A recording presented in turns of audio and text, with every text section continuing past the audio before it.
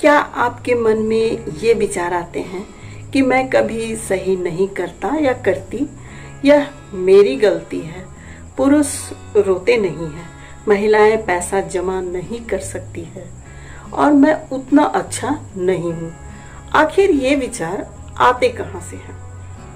मैं Pushpa, motivational speaker and life coach, इस video में आपको ये बताऊंगी कि ये जो विचार हैं वो आते कहाँ से हैं और उनका हमारी लाइफ पर क्या असर होता है और कैसे हम उसे ठीक कर सकते हैं। तो सबसे पहले ये जानते हैं कि ये विचार आखिर आते कहाँ से हैं। तो सबसे पहले जब हम लोग छोटे होते हैं तो अपना जो जीवन है उसके बारे में जो हम महसूस करते हैं या अपने आसपास में जो प्रतिक्रिया होती है, जो बड़े प्रतिक्रिया देते हैं, उससे सीखते हैं।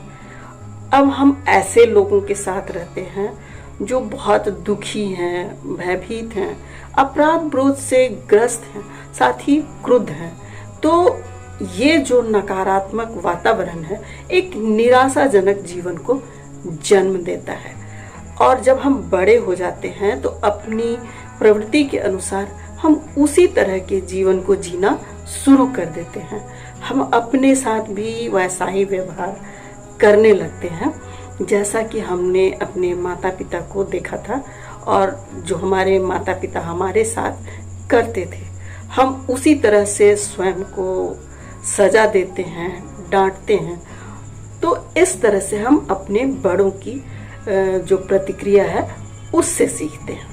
लेकिन इसके लिए हम उन्हें दोषी नहीं ठहरा सकते हैं, यानी हम अपने माता पिता को दोषी नहीं ठहराएंगे, क्योंकि हम जो हैं वो सभी पीड़ितों द्वारा ही पीड़ित हैं। उन्हें बचपन में वही मिला है। जब आप उनसे उनके बचपन के बारे में बात करेंगे तब आपको पता चल जाएगा कि वह भी आपकी तरह भयभीत और सहमे हुए थे। वे खुद नहीं जानते थे कि खुद से कैसे प्यार करना है। तो जब वो खुद नहीं जानते थे तो फिर आपको कैसे सिखा सकते थे? वे अपने बचपन में जो उन्हें शिक्षा मिली थी उसी के अनुसार आपको वो सिखा रहे थे वे, और उसी को वो ठीक मान भी रहे थे।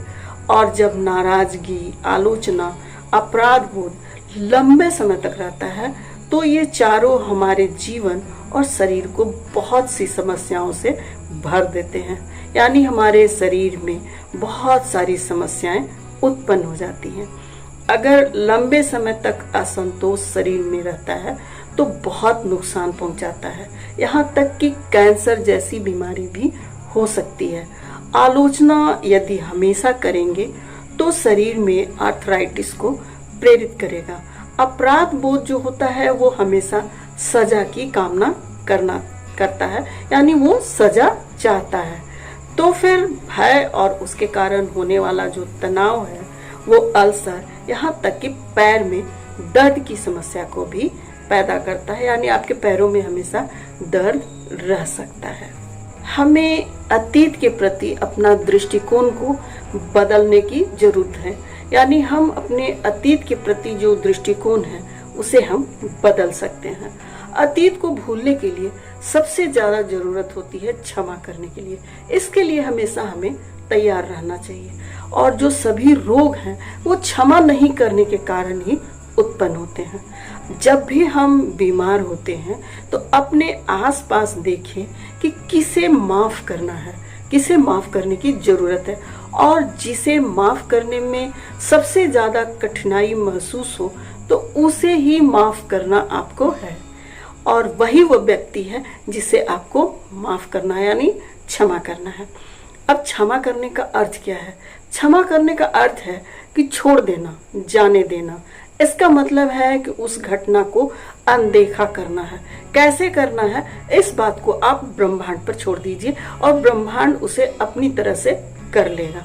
बस आपको क्षमा करना है, उस जो विचार है उस चीज को छोड़ देना है, त्याग देना है। इसके अलावा खुद से प्रेम करने की बहुत ज्यादा जरूरत है।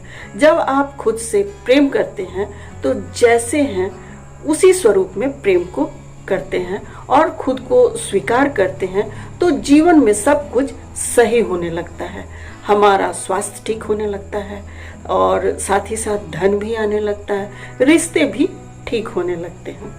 खुद से प्रेम और स्वीकार करने से मन मस्तिष्क भी व्यवस्थित होने लगता है।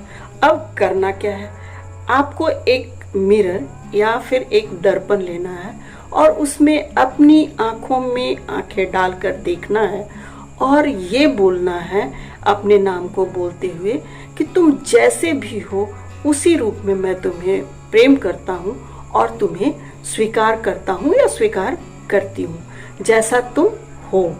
इस अभ्यास में हो सकता है शुरू में आपके आंखों में पानी आ जाए या फिर कोई परेशानी हो जाए, लेकिन धीरे धीरे अगर इस अभ्यास को बार बार करते हैं तो फिर आप इसे बहुत बेहतर तरीके से कर सकते हैं। इस तरह आप अपने जीवन में एक सकारात्मक परिवर्तन को ला पाएंगे और हर क्षेत्र में उन्नति कर सकते हैं और समृद्धि को पा सकते हैं।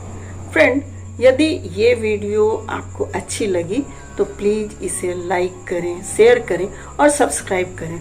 साथ ही बेल आइकन को प्रेस कर दें जिससे नए वीडियो के अपलोड करते ही आपको नोटिफिकेशन मिल जाए।